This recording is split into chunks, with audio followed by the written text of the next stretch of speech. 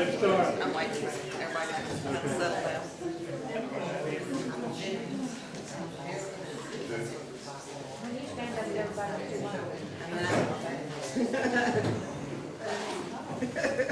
Kip was late. I had to give him time to get his plate done. Oh, I'd like to welcome all of you tonight. As always, please turn your cell phones off because we are recording this. Everybody grab for their phones. I'll give y'all a minute to turn those off. Also, don't forget that we will be drawing for our door prize, so don't leave until I announce the door prize. Like I said, Phil is recording this, and so DVDs will be available within the next few days. Our last speaker, of course, was John Luck, and we sold out of those in the first 2 days. So Phil's got to do me another run of those. We have all of our different speakers. We have all of those, and they make a good gift. If you've not seen some of them, a lot of them are really, really interesting to watch. So they're $10 each. If you buy a whole bunch of them, I'll make you a really good deal on them. So be sure you need the whole collection. Everybody needs the whole collection. We don't want to walk. If you drop it in a thing of water, it goes off instantly. When all else fails, read the instructions. Yeah. Oh, just want to remind y'all about our fundraiser for the new building. I know y'all have heard it over and over and over, but we are getting real close to our deadline to purchase the building. And we need about $30,000 to $35,000 to make just the goal to purchase the building. That's got nothing to do with remodeling the building or anything. That's just the initial purchase of the building. So if you have not donated within the last week, I know some of you have donated within the last month, but if you've not donated and you may have run across a little more money, please give to this project. As you can see, I mean, we're out of room. We brought this big case in here today, and there's no way we can leave it sitting here. I've got this room rented out for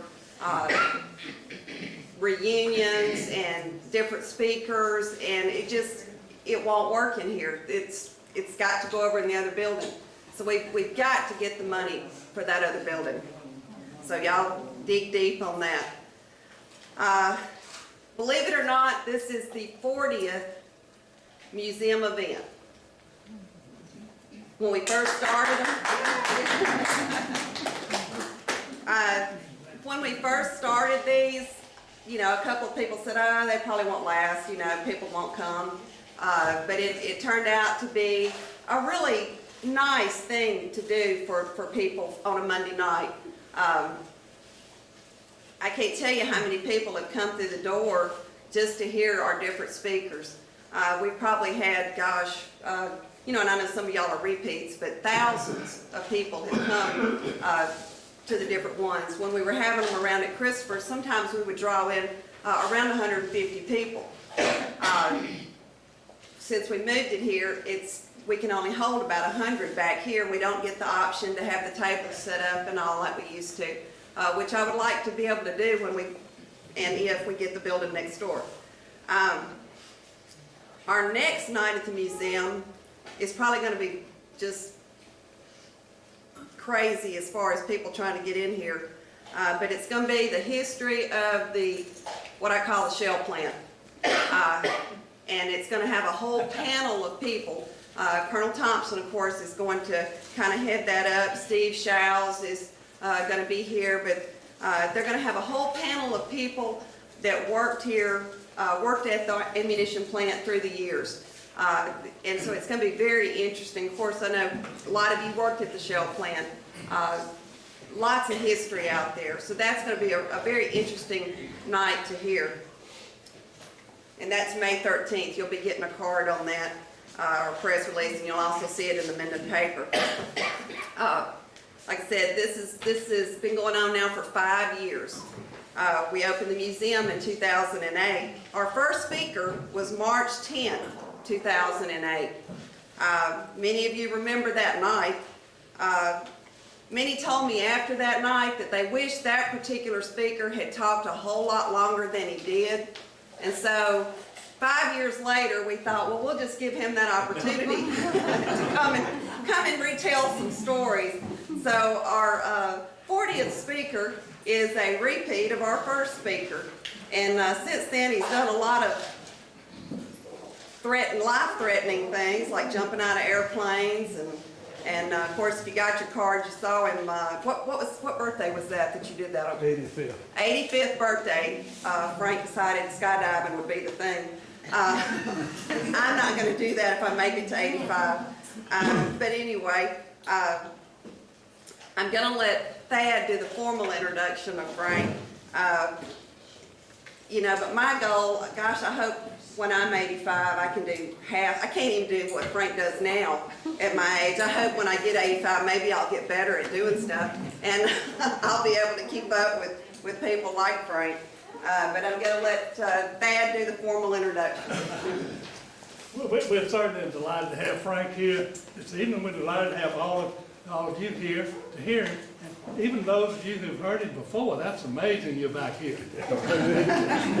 but Frank, of course, is a native of Minden. But somewhere, I guess in your early 20s, you left Minden for about a 50-year period. There, he had a very successful career in the oil business, and then, but about 15 years ago, you came back to Minden. Is that 94? 94, and since that time, he just stepped right in like he'd never left. He was, of course, worked on a number of different things. Of course, he's very active in the Minden Cemetery Association, and we did a good job because we got Ty Pendergrass to run that thing, so we didn't have to worry about it anymore. I want to thank Ty if he showed up. I'll thank him again somewhere because it is a thankless job there. And of course, he's been very supportive of our museum, and of course, I was a little leery about getting up here because I really wasn't too sure whether I was in the proper position. Because, you know, Frank is sort of a stickler for rules. I'm not sure whether I've been 3 inches close or 2 inches like that. He was actually a referee umpire, or whatever you may call it, for professional golf tournaments there. And I forgot to bring it. I had the rules of golf, your Bible. But I looked it up in there, and it didn't say anything about position for podiums there, so it wasn't any help. Anyway, there, but nevertheless, we've enjoyed having him here, and that reminds me, do you know anybody else that ever penalized himself in a Minden golf tournament other than Frank Griffith? But he did. 2 strokes. There. He is certainly a stickler for doing things right, and he does things right. There. So may I present our most persnickety, well-traveled, skillful, and footloose and fancy-free person. Frank.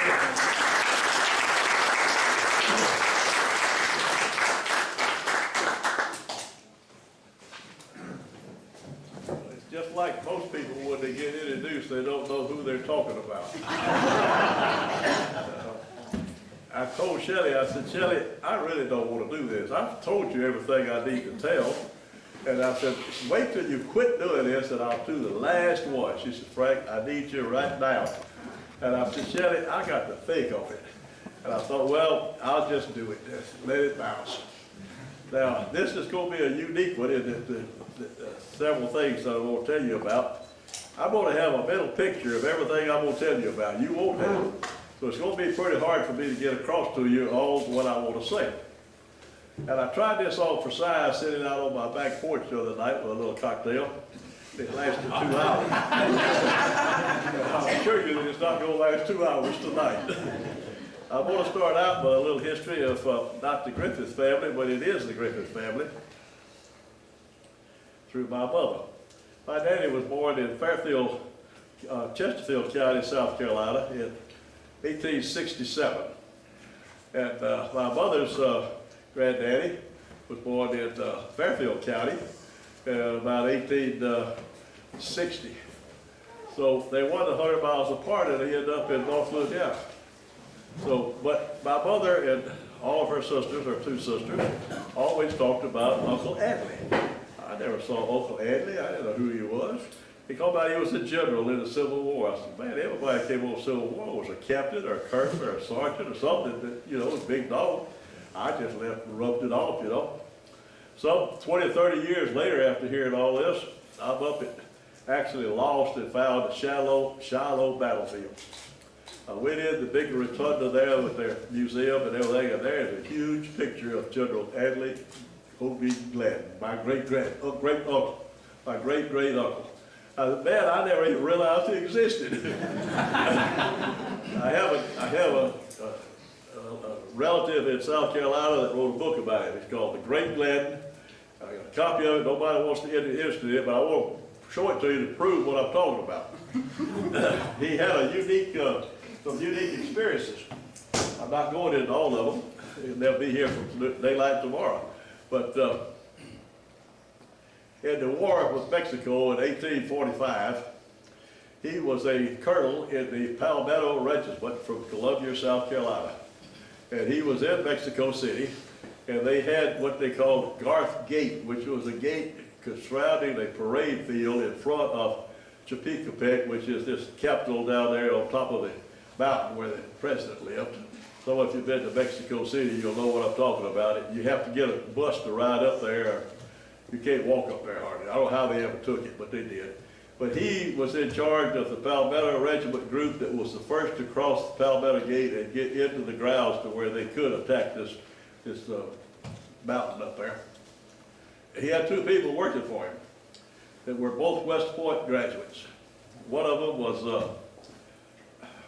Captain Robert E. Lee. The other one was Lieutenant Ulysses S. Grant.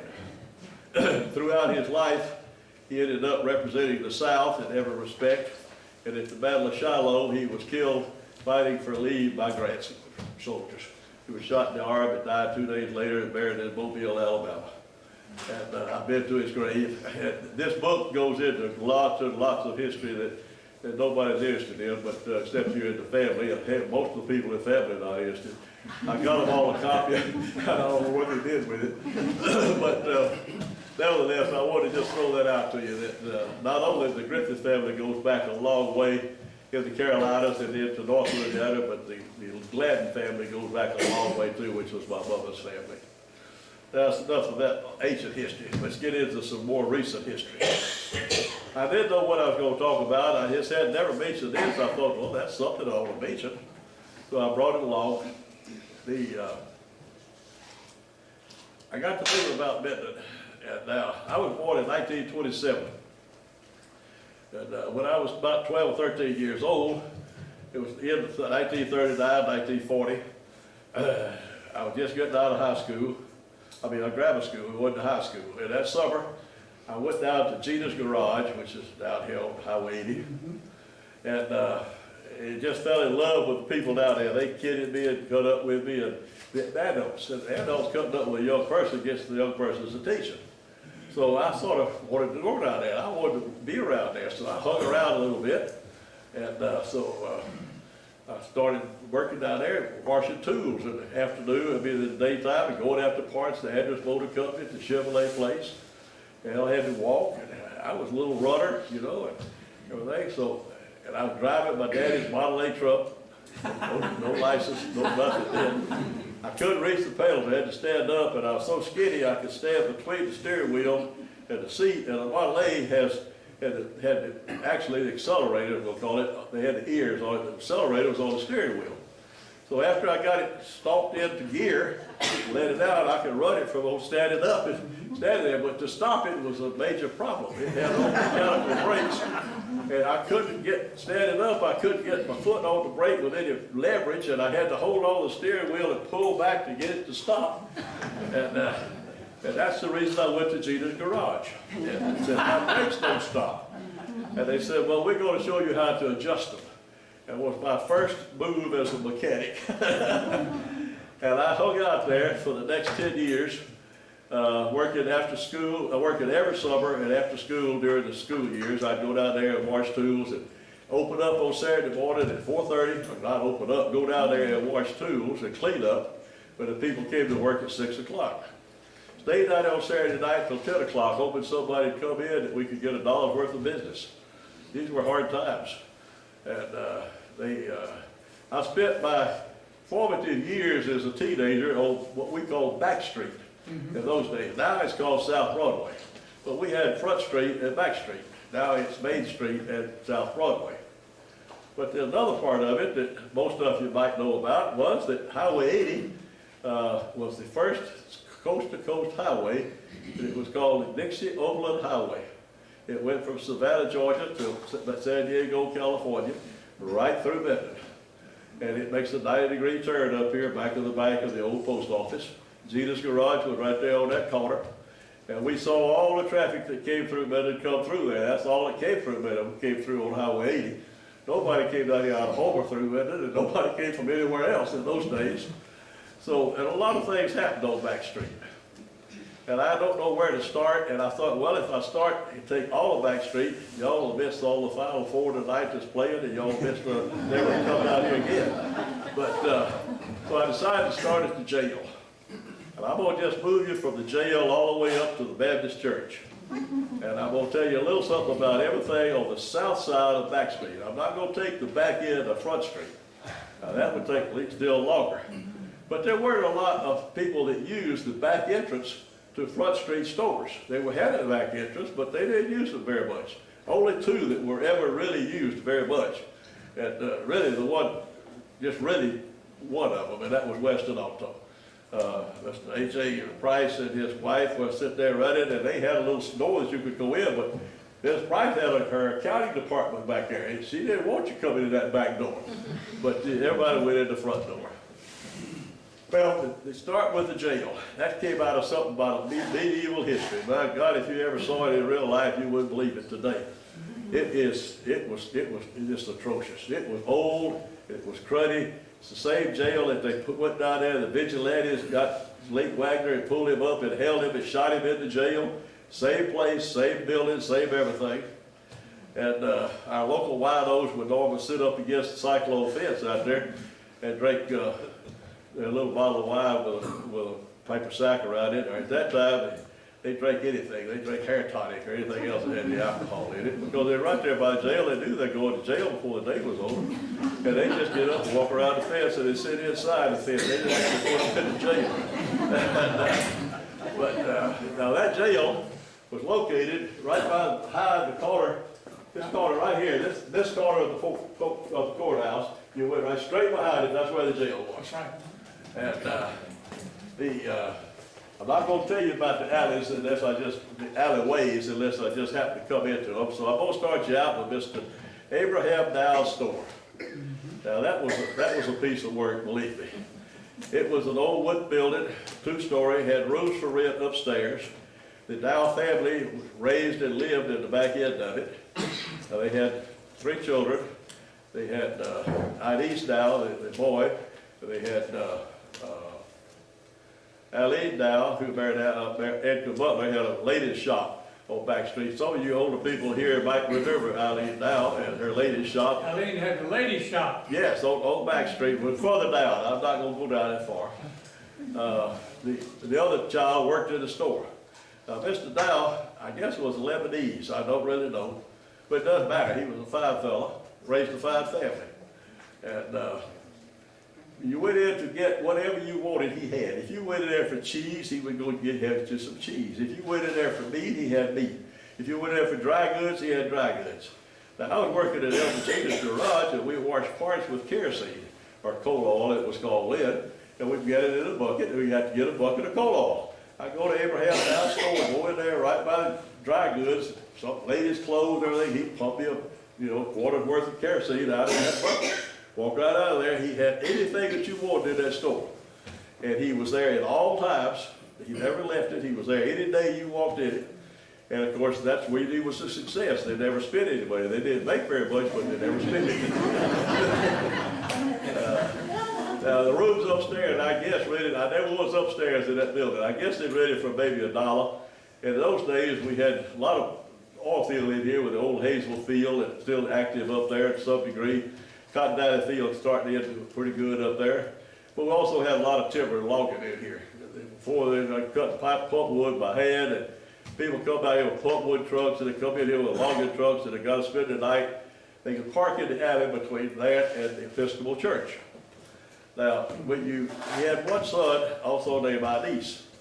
And Inez's bedroom was on the far back corner of that building, and he parked an old used Cadillac back there, and it stayed there all day long, and it was always covered with dust.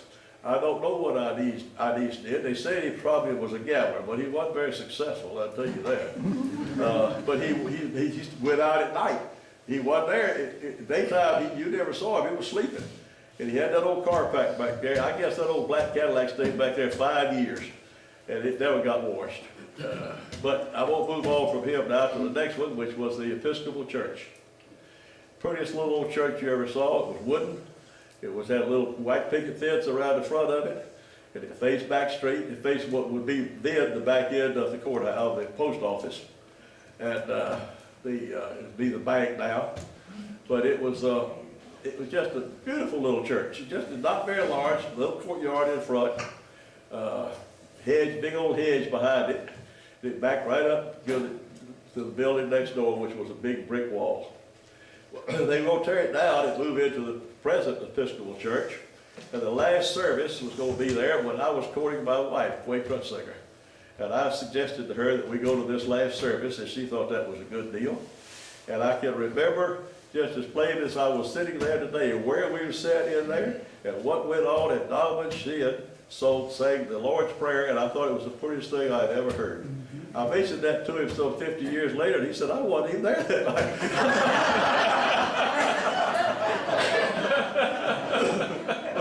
He was. It was a beautiful service that night. That was the last service held in that church, and the only time I'd ever been in it. We're moving forward now towards the Baptist Church. And I have a little picture of all this. Y'all don't yet, maybe.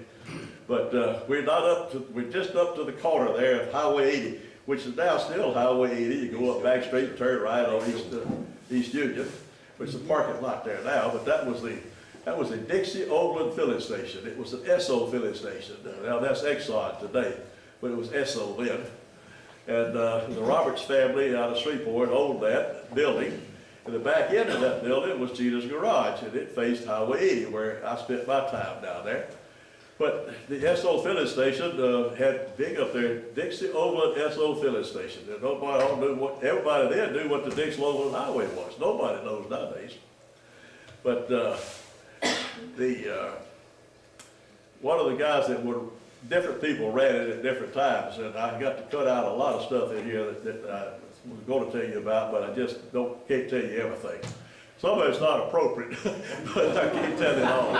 But nevertheless, H.L. Bridges, who y'all might remember here, he's one of the Bridges boys, Harry Bridges, Lee Bridges, Jack Bridges, H.L. Bridges, the Bridges family, the Henry Bridges family. They had a clothing store here. But they lived in this monk house up there that y'all know about. Well, H.L. was a young man working in there, and he got an argument with Mr. Phelps from down around Ringo, and Mr. Phelps might have been the same age. I just don't know. It was a man named Phelps.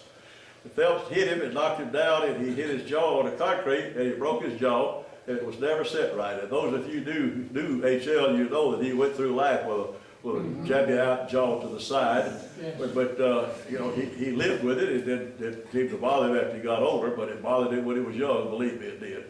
It was a bad thing, but it just happened. It's one of those things. It wasn't a normal little old argument that people get into back in those days. In those days, you got in the fight, the third blow, it was over with. I mean, one guy had already won after the third hit, and this was one hit, and it just didn't get any further. So it was never brought up to anything, no charges filed, no nothing. It just broke his jaw, and you're going to go through life with it. That's the way it is. But that's what happened in those days. We didn't make a big deal out of it. We could get over it. But we got to move across the street now, across the Highway 80, across East Union up here, which is another parking lot now. And we come to Harribridge's filling station. It was a Texaco station. Texaco was big then, like it always had been. But right on that corner, holding up this big shed, bigger than you would think, probably parked 10 cars under it, where the pumps were. There were 3 posts on this corner right there, right now where it's up there where the traffic light is. And between those posts, they had put glass and a shelf in there, and they displayed the Texaco fire truck, which was their logo, and the Texaco fire helmet, which was their logo. And as a young kid, I always wanted to get in there and get that Texaco fire truck. But I'll tell you that for 2 reasons. It comes into play in 2 things I'm going to tell you. And let's see, I was 1935, must have been 35. No, it must have been 34. 1934, my daddy took me down there and stood me on that ledge and held me where I could stand up on a ledge about this high while they brought Bonnie and Clyde's 1934 Ford through on a wrecker going to Dallas. And it was a white 1934 Ford, and it may have bullet holes in it, but I didn't recognize that. I just know it was dirty. It had dirt all over it. But I did see Bonnie and Clyde's car come through there. So my daddy holding me up there. Now, I'll move into the next story about that corner down there. After World War II, my friend Curtis Greer, who we call Bear Tracks here, he grew up together, and I were in the filling station one night. And nothing to do, you just around town, listen to the radio in the car, and filling station is open, and so Jack Cross was the filling station attendant. And Jack Cross had a young, dark black boy there that worked for him. And so car drove into the pumps out there. And the black boy goes out and he comes running back in. His eyes are this big and he hollers, "They're all dead, they're all dead." And he runs all the way to the back of the filling station. We couldn't get him to come back out and talk to us. Scared to death. And he said, "They're all dead in that car, they're dead." So we called, I say we called, I don't know who called what, but anyway, somebody got a hold to our night watchman. We didn't have any policemen then, we had night watchmen. Mr. Dawson Dean and Mr. Looney Watson. And they stayed by the Tree of Knowledge, which is on the corner of that courthouse right there. And they had a phone booth down there. And that was our police department. Well, I don't know whether they drove over there or they walked over there. I could see it. They probably just walked over there in the middle of the night. We could holler for them probably. I don't know how they got there, but they got there. And they got behind these 3 posts up there, and they wouldn't come out. Mr. D says, "Looney, you go over there." And Looney said, "I can't go over there. I went off and left my gun." And Mr. D said, "I ain't going over there. I don't have my truss on." So anyway, somebody, and I can't remember this now, probably Jack Cross, somebody called a funeral home. Well, then the funeral home was Malcolm Dennis, and it's down there where the Imperial Lottery was until it went out of business. And Ed Clydiger was the mortician that worked there. So they got a hold of Ed Clydiger, and he jumped in his little white van, and a few minutes later, just a few minutes, he came around that corner and slid into that filling station. I thought sure he was going to turn it over.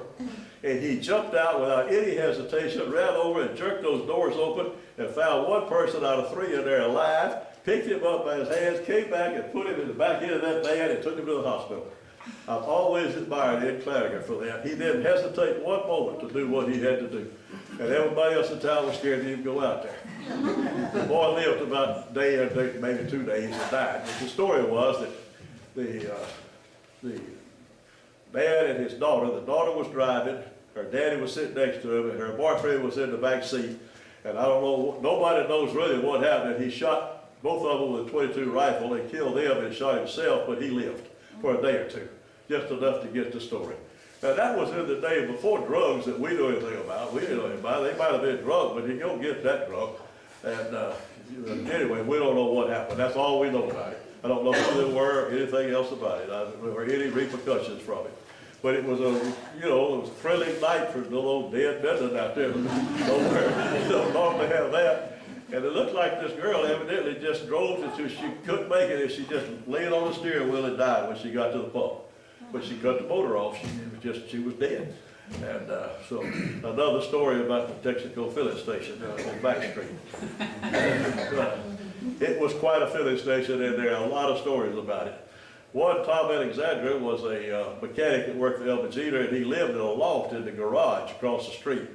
And he'd been duck hunting. He gets out of his car and shoots a hole in the ceiling with his shotgun.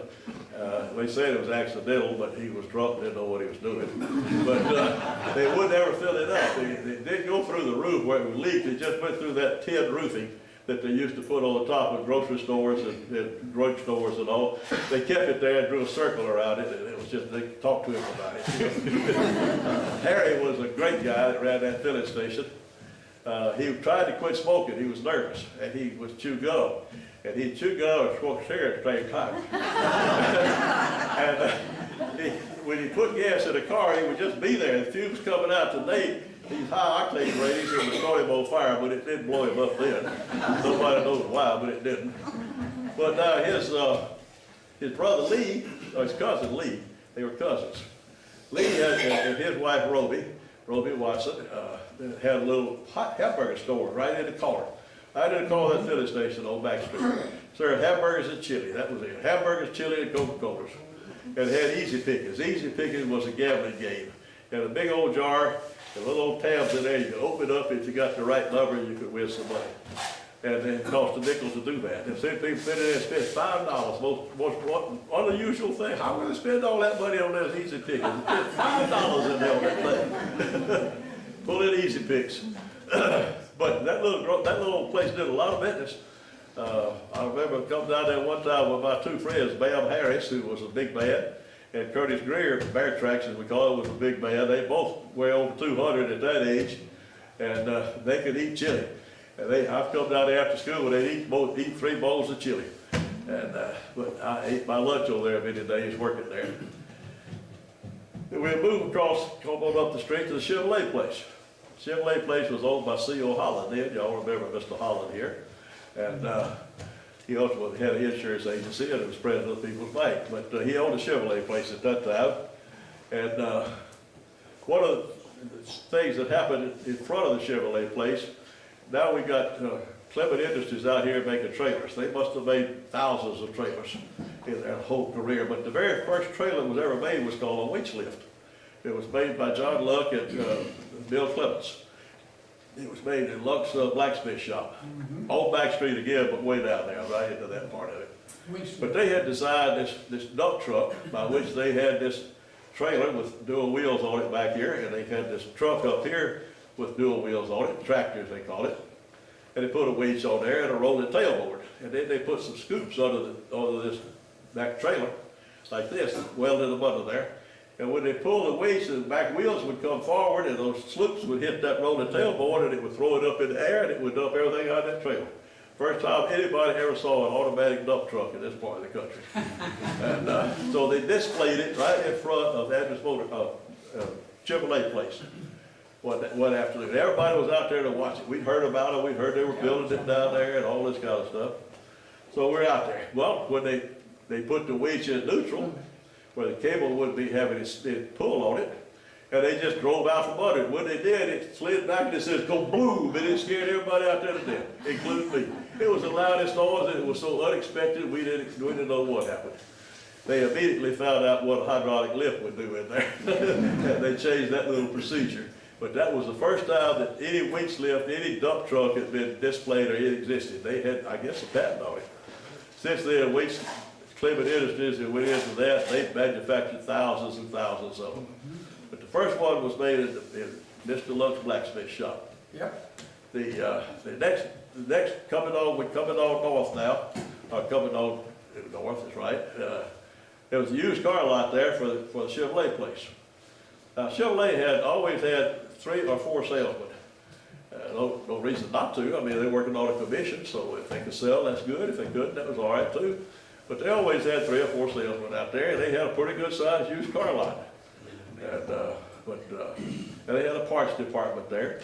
And that was just across the street from Gina's garage. Well, the back end of the Chevrolet place was their garage, and they had a big open doors back there that opened into Harry Bridges' grease rack. And that was the front, right across the street from the front door of Gina's garage. So when I had to go to the Chevrolet place for parts, I'd run over there and jump through that grease rack and go in the back to the parts department. And instead of going around front, that was a long way around. I did that many days too. I'm just a little old kid now. I mean, and these are things that I saw and the things that were happening back there in those years. We moved up to, built the A&P store. That's still there now. There's a printing office there now. That was the first brick ASD building. The first A&P was right up here on the corner of the Drake building on Main Street. And it was a little old bitty store right up here, just right a catty corner up here. And, but then they built that brick building now. That's the biggest, finest thing Minden had ever had as far as a grocery store. I mean, everything else had been family-owned little grocery stores, which is all right, but it wasn't anything like that A&P. It was something. It had aisles in it with food and vegetables on it. And Buddy Moreland was the butcher in there. And Buddy Moreland was a good butcher and a good person.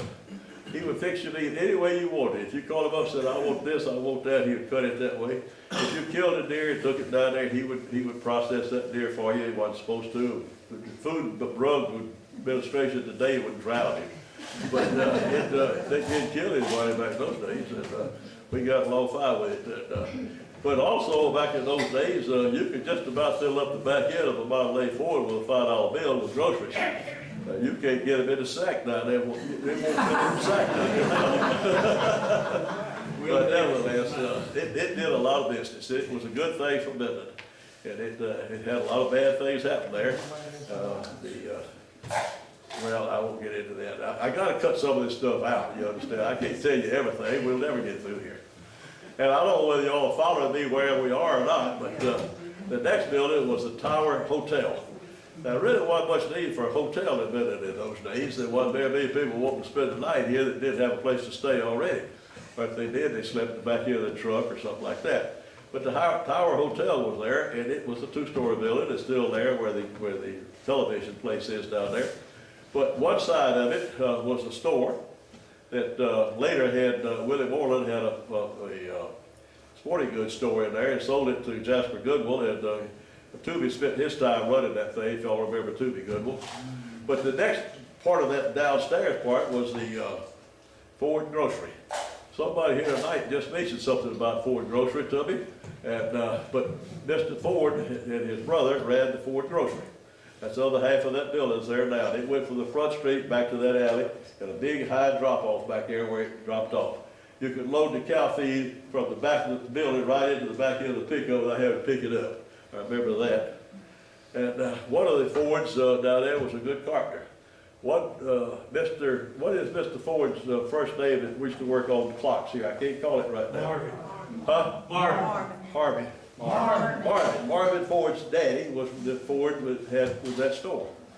And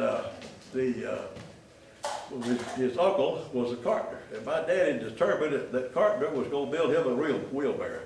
And he built him a wheelbarrow out of 1x6 oak. And I couldn't pick it up as a kid and roll it. It was so heavy. But it was a sturdy wheelbarrow, I'll guarantee you that. And the only thing you could do it was put 50-pound sack of cow feed in it and push it down to the barn from the front of the house, but I couldn't push it. The boy that delivered it had to push it. I couldn't, that's the heaviest wheelbarrow you ever saw. But it lasted some 40 or 50 years, because when I moved back up here in 1994, remnants of it were still there. It was never put under a shed at any time. One handle was there, and the wheel was still there. We go across the street now to what's now the Blossom Shop. The Blossom Shop wasn't there, of course. It was an old wood building. The back end of it, Mr. Brown was a carpenter and a furniture repairman. Mm-hmm. And he had a son named Billy. And they lived in Tillman Edition.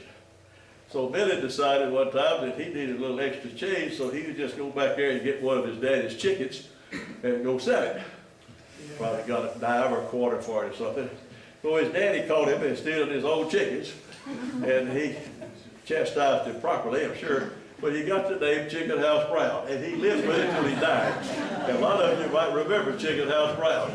You know, he was working for Mr. Hunter, and Mr. Hunter, he wandered off one afternoon to go fishing, and he says, Mr. Hunter, I gotta go build a chicken house. And Mr. Hunter saw him down on the pond fishing, and that's how he became Chicken House Brown. Joe Allen knows more about Minden than I do, and he lives in Shreveport. Wonderful, Joe, thank you. But this is now Chicken House had two things that he could do. He could say, into this life some rain must fall. I don't know who put that, but he could sing it. And he was good singing it. I'm not being facetious. And he could dance. And anywhere you went to a nightclub anywhere around here that they had an orchestra, band, people playing music, or if it played on the jukebox, he'd get up there and sing with it. And he was good. I mean, they applauded him. He really wanted. Women all wanted to dance with him. He was an excellent dancer. Chicken House could sing into each laugh so rain must fall, and he could dance. Other than that, I don't know anything else he could do. But he was around for a long time. I got some more stories about him we're not going into. But anyway, the next building down there was Empire Southern Gas. Oh, I didn't get to the front of it. The front of that building was at one time a plumbing shop, plumbing parts, and I don't know who had it. I don't know who ran it. The floor was rotted out. I remember that. You could fall through it. Later, they fixed the floor and put a restaurant at the front. I remember ordering food in there one time, just once in my life. But, and then I don't remember what else went in until they tore that building down and built the Blossom Shop. And so Hazel Pulling and her partner, what was her partner's name? Margie Dutton. Margie Dutton. And they built it. See, I need help. Y'all ain't y'all building is still here. The next building was Empire Southern Gas. It was run by Jasper Goodwill, owned by Dr. Webb, who was a dentist, and his brother did it at Webb Press. But when he put in Empire Southern Gas here, he told Jasper Goodwill, you're going to be president of it as long as you want to be. Just whenever you decide to quit, you can quit. When he quit, he came over and ran Toomey Goodwill's store at the sporting goods store. But Jasper worked there, I guess, 40 years. And Peggy Staples also worked in there. She was one of the clerks in there, probably worked there 25, 30 years in there with him. We moved to the next building. The next building in those days was called, way back, it was the first Buick agency in Minden. It was called Huckabee and Douglas Buick Agency. My uncle Charlie Arthur Douglas and Claude Huckabee, who y'all remember here, he was on the board of directors of the bank. He was on the city Western Parish Police Jury for a while. And he also had many used car lots here and did a lot of things. Very little trailer, but they lived, well, we don't get into all that. And, but it was a Buick agency, and I was a kid on a tricycle. And I would ride my tricycle in that Buick, in there with my uncle owning it. And my aunt working next door in a little old bitty building, little old bitty one-room thing, 8 by 10, what was the office for Mr. W.R. Fogel, who owned Landers Motor Company, as we know it today, the Ford Motor Company here. And she was his secretary.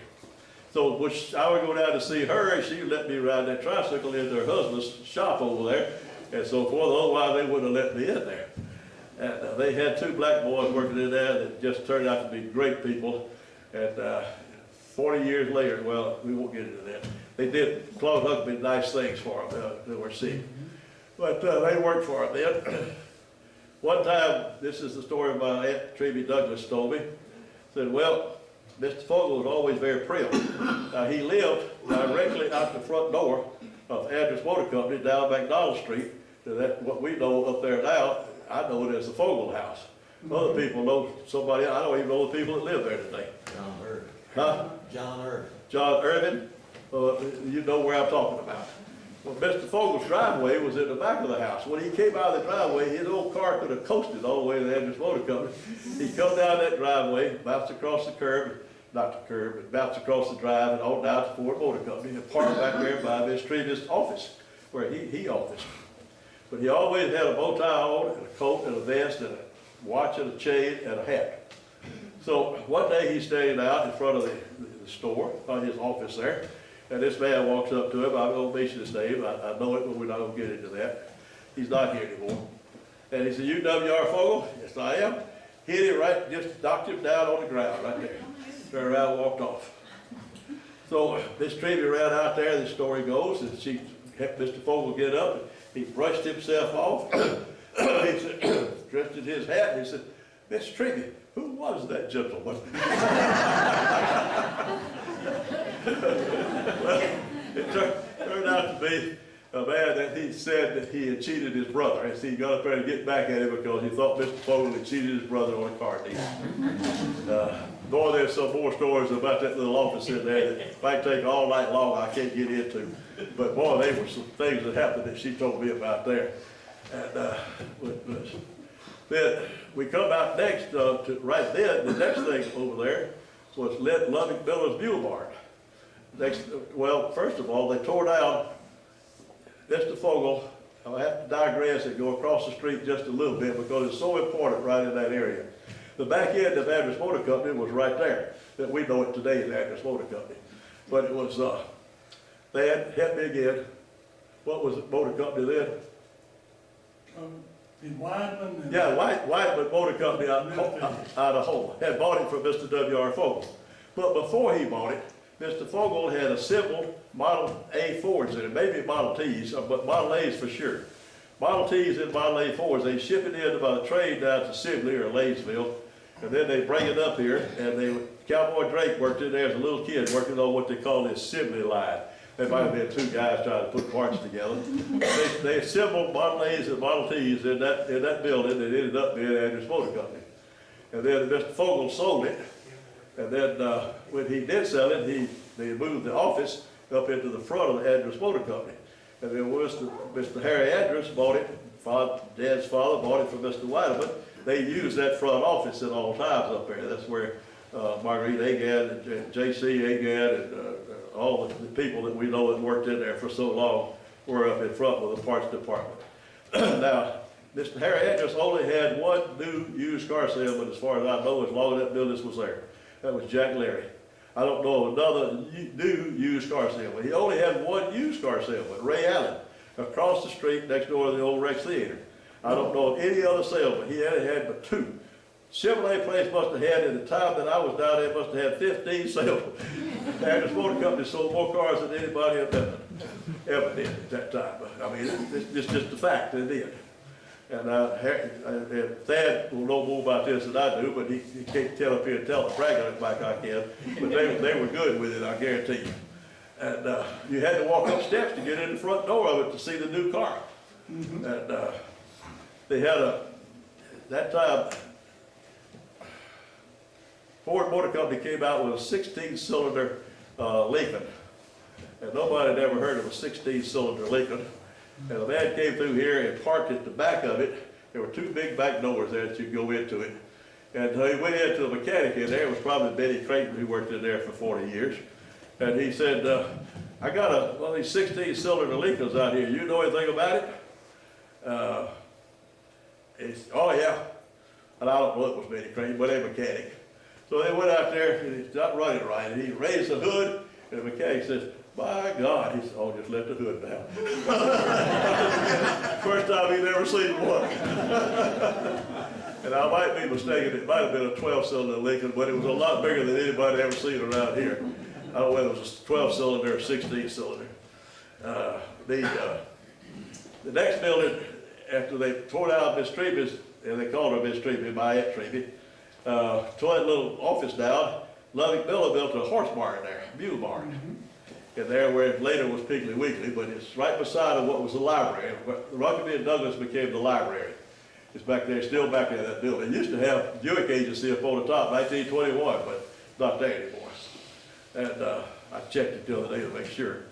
The mule barn, besides being just a mule barn, had sort of an auction ring where people could sit up on bleachers like it. They'd auction off hogs or cows or whatever in there. And they had these traveling wrestlers that would come through there, come through town. They would, what am I doing, running out of time here? No, you're not running out of time. These wrestlers would come through town, and you put up 50 cents or $1 maybe to wrestle with them, and if you won, you got $5. Well, that was big money. Well, of course, they'd have two of them, and they were professionals, and they had their own referee. Well, first of all, they knew how to wrestle, and they were going to win. But even if they didn't win, they knew how to cheat, and they knew the referee was going to give them the match. Nobody ever won the $5. But they had several that tried them out. As a little kid, I sat up in there and watched all this. But there's two people here that I remember that wrestled in there that didn't do very good. One of them was Whit Maskew, who was a great, big, healthy young man at that time. And he was willing to try on anybody, and he didn't last 30 seconds hardly. And they had him down. But the next one did almost won. He had to go 2 rounds. He went about a round and a half, and I think they called it before he was about to win, I think.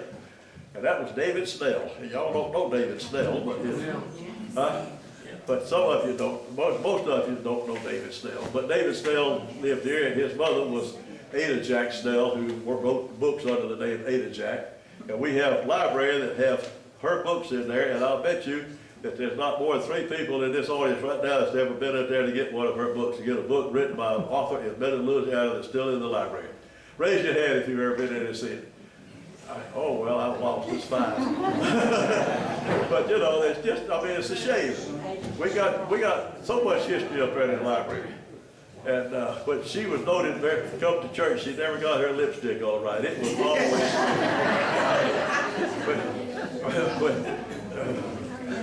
when you represented her out at the Ghost Walk, I told you, first of all, you did just right. You got that lipstick spare. She never got in that Methodist church on Sunday morning, and that lipstick went way over the side of her mouth. So, but anyway, David was a wrestler. And but I can't go into this. I got stories to tell about that, but I'm going to run out on you. Anyway, David tried to wrestle one time, and he was going to wrestle Jimmy McKenzie and Charlie Chaff, who were sort of half brothers. So he got in there to wrestle to start with, and he's going to wrestle Charlie Chaff, and Charlie Chaff was going to box. Well, David, his old 34 Scout cabin, which is up there behind my house, it's called, whatever it's called now, behind your house, Lynn, what's that street called back there? Oh, no. Oak Knoll, it's up there on Oak Knoll, and they had a place out there, so after school they had a ring out there. And David threw him down and jumped up there and sat out on his stomach, put him in the hospital, thought he broke his ribs. He didn't last long between wrestling and boxing. One was going to box and one was going to wrestle. So his half-brother, Jimmy McKenzie, was going to try him next, and he just picked him up and threw him down, and Jimmy got up and walked out. But David Snell was a good wrestler. He was also a reporter for Life magazine.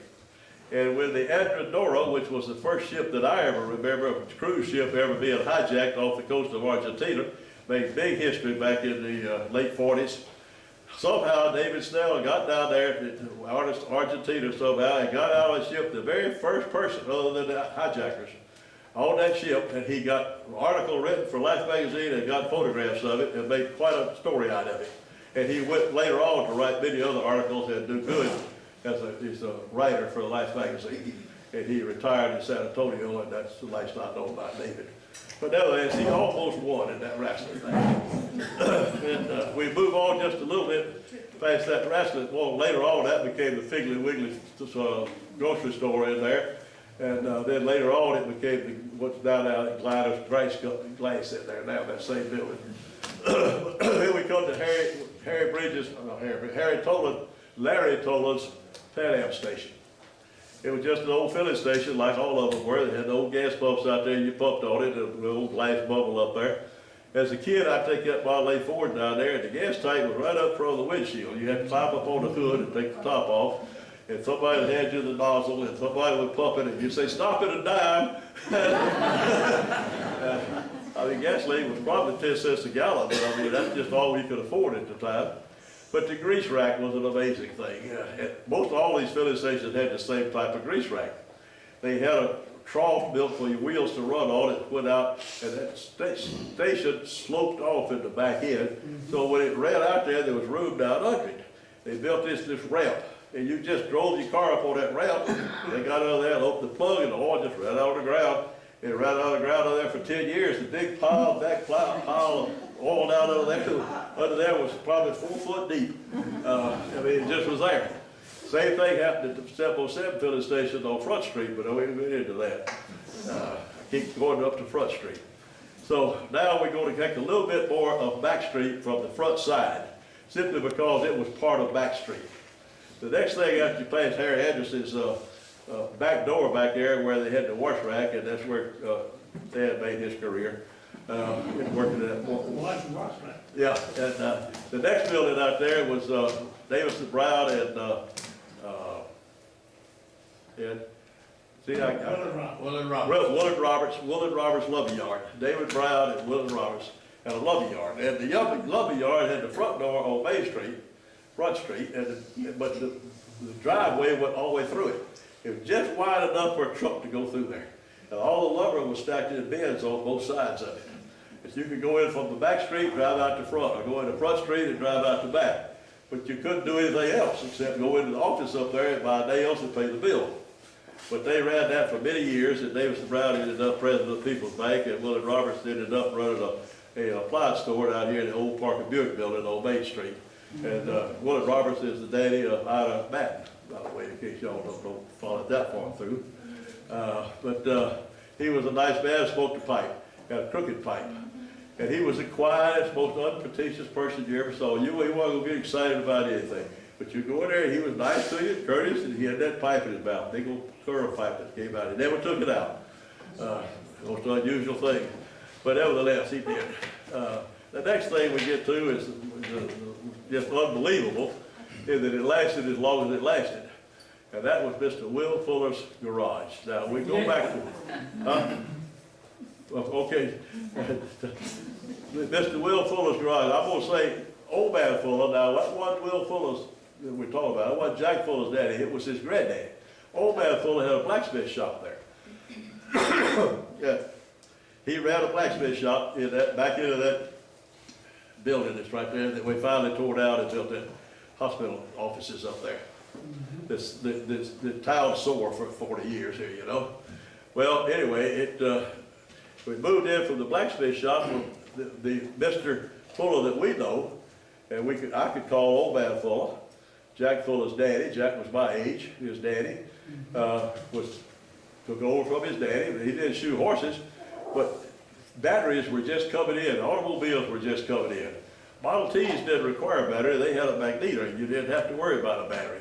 And the cars that had a battery, the battery was always down, and nobody could afford to buy another one, and you couldn't find one. You'd have to get it somewhere. They didn't just keep them stacked on the wall like they do out here now. And so Mr. Fuller decided he would start working on batteries, and he would take the plates out of the battery and clean it and put it back in and refurbish it and get the acid back in it and take a dead battery and make a good battery out of it. But he would always caution you, don't ever put just regular water in there. You gotta use double distilled water. Well, nobody knew what double distilled water was in those days. You had water, you had water. And so Mr. Fuller asked Mr. Fuller, where do you get your double distilled water? I get it out of a deep well down here at the depot. That was the water coming out of the house. Same water that he always used. And now Jack and his daddy that was a piece of work. I can't describe what happened. I don't know anything about it. They were both very fine mechanics. There just wasn't anything that they couldn't work on or fix. But they wouldn't talk to each other. They hated one another. I mean, they had a workbench, and they got to where they wouldn't hardly work on cars. Now, they were in the daytime, they'd only work on lawnmowers or something else, but not a car. Very seldom did they work on cars in the daytime. And they would put it on the workbench. They sat on the floor, dirty floor. Jack would have one, and he's down on the floor, and Mr. Fuller would have one over here, and they would just sit there and cuss one another, every word. They weren't talking about anything. They weren't talking about what they were working on. They were just cussing each other. And it just went on. It was just embarrassing to go around there. And they didn't stop. That was what they did. Now, Jack also, Mr. Fuller went home about quitting time, but Jack came to work about quitting time because he stayed up all night. He pulled wrecks and he worked on. If you came through here and busted water hose, fan belt broke, distributor kept busted. Whatever. Jack was there and worked all night long. Right out there beside the old water tank and that alley right there, that little cross street right there, that's still there. And but he would be there. He'd work all night long. He'd be out there. He pulled a lot of wrecks. He did a lot of people some good because they come through here and abide whatever the problem was. They couldn't make the car go, and he had to have something, and he did it in the middle of the night when there wasn't anybody else going to do it. But about daylight, Jack went home to go to bed, and a little after daylight, Mr. Fuller came down and started working in the garage. And I don't know why that happened, but it's all a true story. Now, when they both died, the girls owned it, and they kept it for years and years, and I don't know why they didn't sell it sooner, but they did. And that was their prerogative. That was there. But and we're up to the Baptist church then. We're really not. We're up there to Mr. Bobby Turner. Bobby Turner's house. Yeah, and we're up to Mr. Bobby. Well, there was a building on the corner before you went to Mr. Bobby Turner's house. And that building on the corner had 2 apartments in it.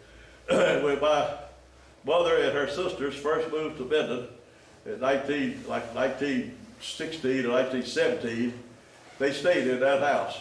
But Bobby Turner's house was the next house.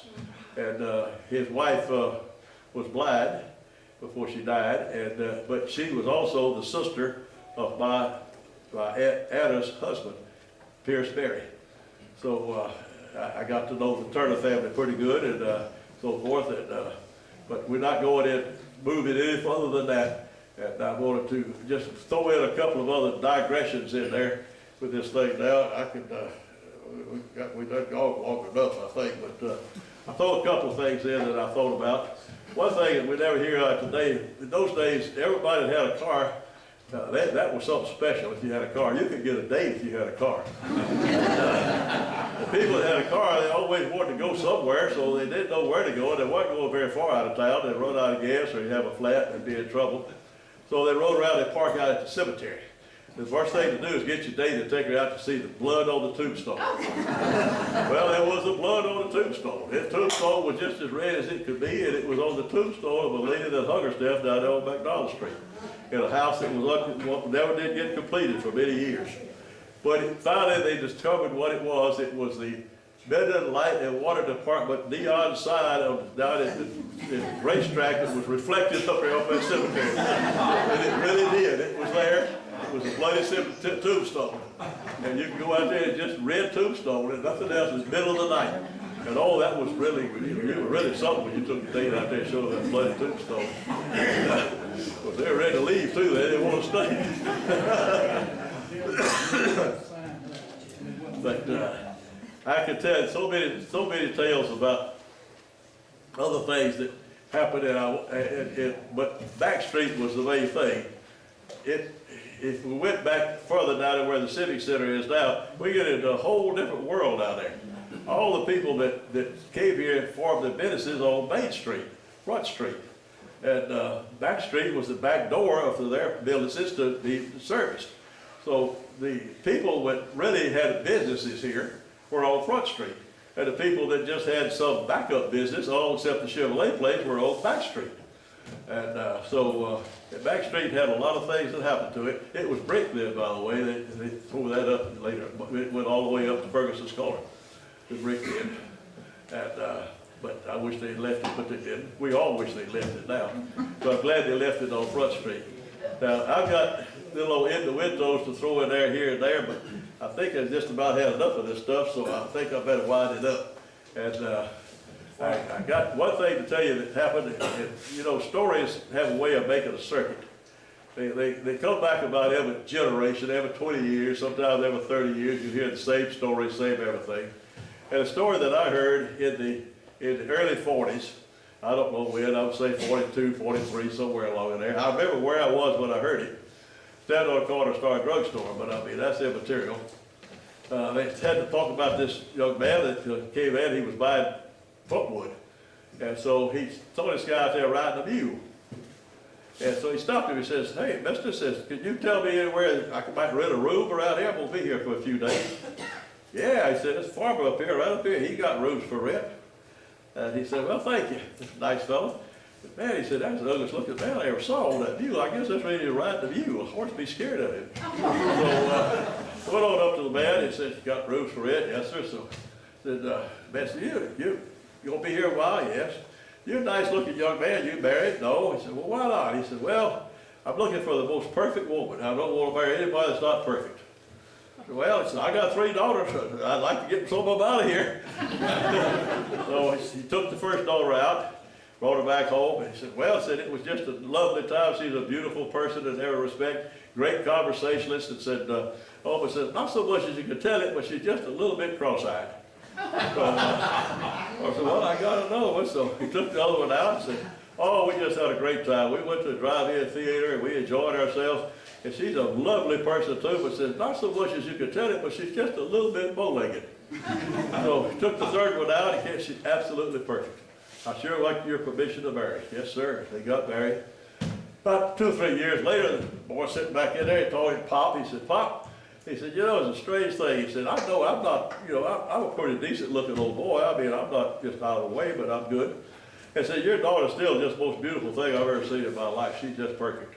He said, but we had a little boy. He said, it's the ugliest thing I ever saw. I said, how you account for that? He said, well, son, you see, when y'all got married, not so much as you could tell it, she's just a little bit pregnant.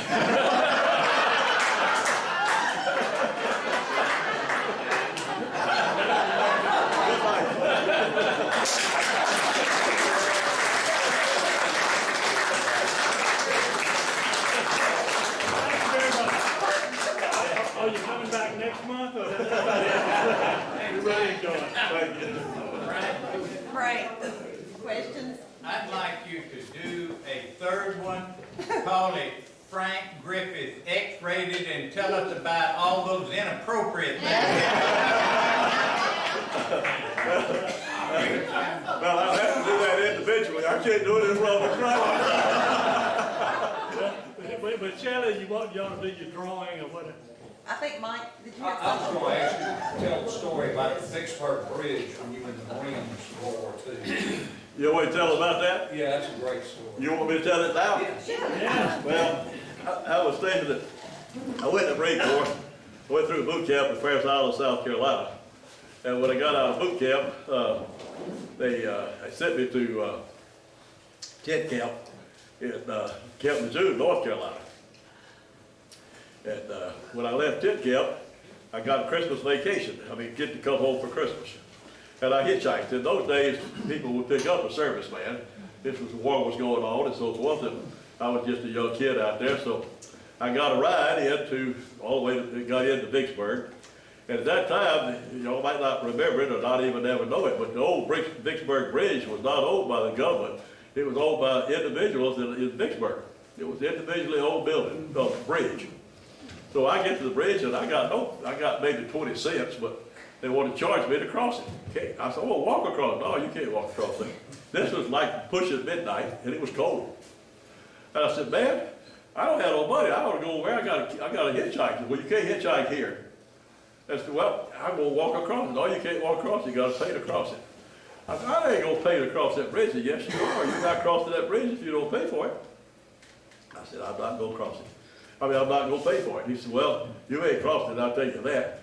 So I'm just young enough, and you know, I'm supposed to be a big tough Marine, I weigh 115 pounds probably. But we fixed to get with it because I wasn't going to pay him, and I was going to cross that bridge.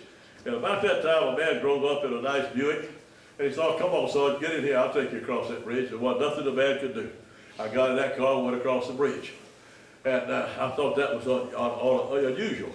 Some 15 years later, I worked in Lafayette, and I had to take a piece of oil field equipment. I had to come to Shreveport, pick up a pickup truck, take this trailer over to Edwards, Mississippi on the side of Vicksburg, and drop it off and come back. Well, I didn't have much money. I had credit cards for the vehicle.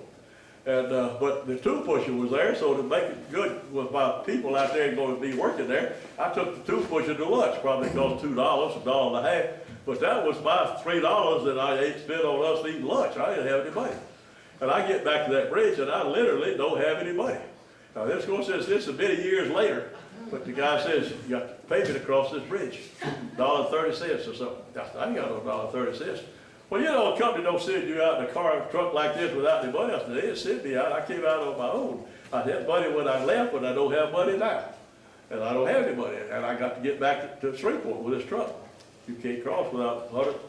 So we had a pretty good argument there. Our voices rose and we were used to the vulgar language.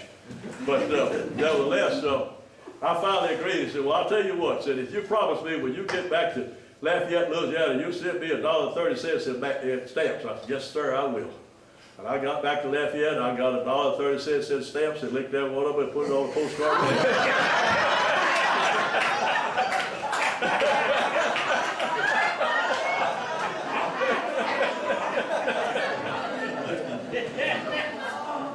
Time to quit, folks.